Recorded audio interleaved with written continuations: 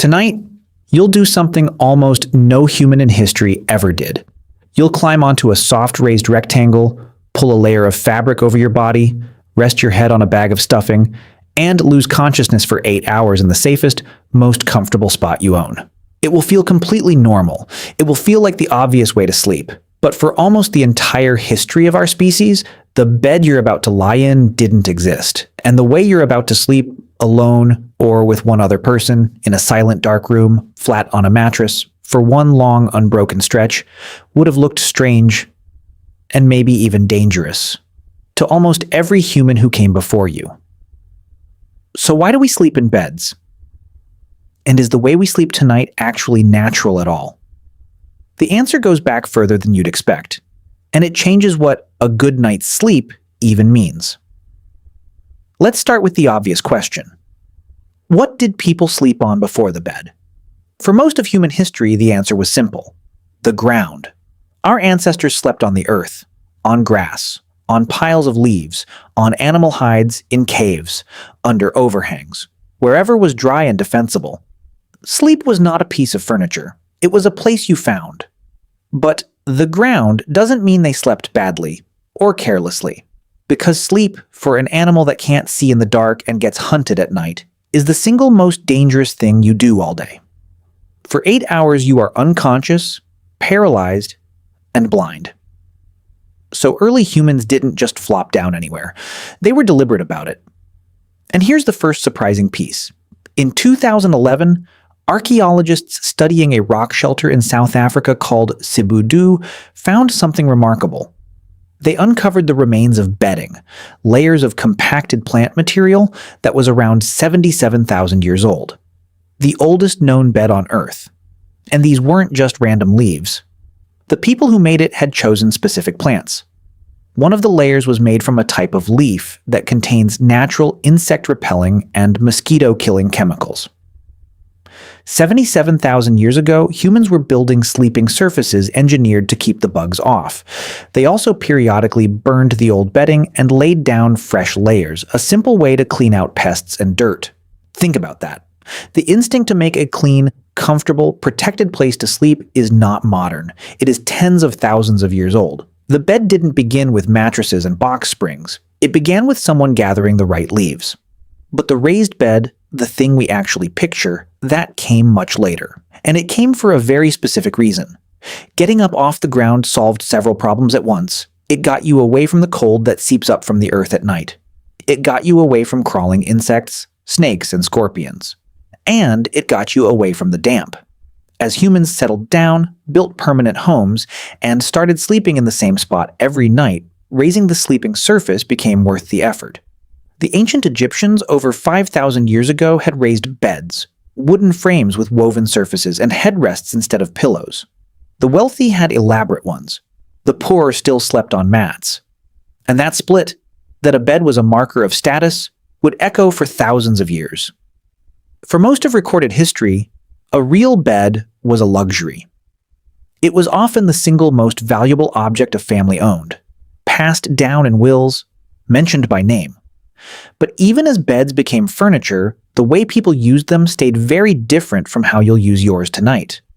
And this is where it gets strange.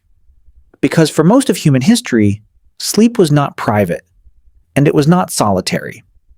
We tend to imagine sleep as a solo activity. One person, one bed, one dark, quiet room. That picture is extremely recent. For almost all of human history, people slept together. Whole families in one bed or one room. Travelers shared beds with total strangers at inns and thought nothing of it. Servants slept in the same chamber as their masters. The idea that each person, or even each child, should have their own separate bed in their own separate room is a luxury of the last century or two, made possible by wealth, bigger houses, and a modern obsession with privacy. Sleeping in a group wasn't just about space. It was about safety and warmth. More bodies meant more heat on a cold night, and more people meant someone was always half awake, always able to notice a threat. You didn't sleep alone because sleeping alone, for most of history, was a good way to end up cold or dead. And there's one more piece of ancestral sleep that might be the strangest of all. For a long time, humans may not have slept in one block at all. Historian Roger Ekirch spent years digging through old diaries, court records, and letters, and he noticed something odd. Again and again, older texts referred to something called first sleep and second sleep. People would go to bed at nightfall, sleep for a few hours, then naturally wake up around midnight. And they'd stay awake for an hour or two, praying, talking, tending the fire, visiting neighbors, or just lying quietly, before going back down for their second sleep until morning. This wasn't insomnia. It was just how sleep worked. A night was 2 shifts, with a peaceful gap in the middle, and it only seems to have disappeared relatively recently as artificial light, and later the pressure to sleep in one efficient block before a factory shift compressed the night into a single stretch. So the 8 hours straight you're aiming for tonight might not be the ancient default. It might be a modern schedule we invented. Which brings us to the real turning point. Why did our sleep change so much? What took us from leaf beds and group sleep and 2 shifts to the silent solo mattress in a private room? The answer is the same thing that reshapes almost every human habit. Technology, wealth, and light. Artificial light let us push bedtime later and collapse the 2-sleep pattern into one. The industrial world demanded workers rest in a single efficient block and wake to a clock, not the sun. Rising wealth meant bigger homes with separate bedrooms, so privacy became possible and then expected. And mass manufacturing turned the bed from a handmade heirloom into something almost everyone could own. The mattress, the box spring, the pillow, the private room, each one is a fairly recent layer added on top of a very old instinct. And underneath all of it, that old instinct is still running. Think about what you actually do before you sleep, even now. You pick a safe enclosed spot. You get up off the cold floor.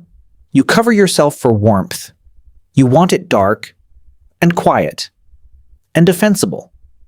You feel uneasy sleeping somewhere exposed or unfamiliar.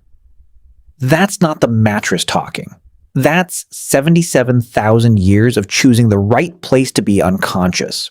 The bed is just the most comfortable version of a decision your ancestors made every single night, with far higher stakes. In fact, there's a well-known quirk of sleep science that shows the instinct is still there. The first night you sleep somewhere new, a hotel, a friend's house, you often sleep badly.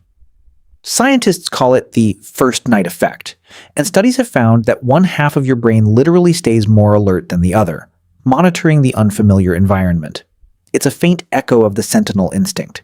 In a strange place, part of you refuses to fully let its guard down. Your ancestors kept watch in the dark. Your brain still does a version of it in a hotel room. So let's go back to where we started. Tonight, when you climb into bed, you'll be doing something that feels utterly ordinary and is actually the end point of a very long story. The leaf beds of Sibudu, the raised frames of Egypt, the shared beds and crowded rooms, the first sleep and the second sleep, the slow, recent invention of privacy and comfort, and the 8-hour night. You are not just going to sleep. You are performing an ancient ritual your species has refined for tens of thousands of years.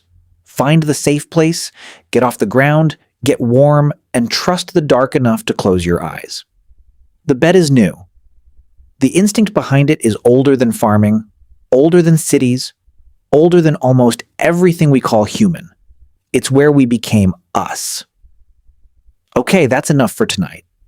I'm going to go perform my own ancient ritual and lie down on my extremely modern rectangle. You should too, but hey, if you wake up at midnight and can't get back to sleep, don't panic. Your ancestors would have called that perfectly normal. Maybe just watch the next video until your second sleep kicks in. It's right over there. Go on.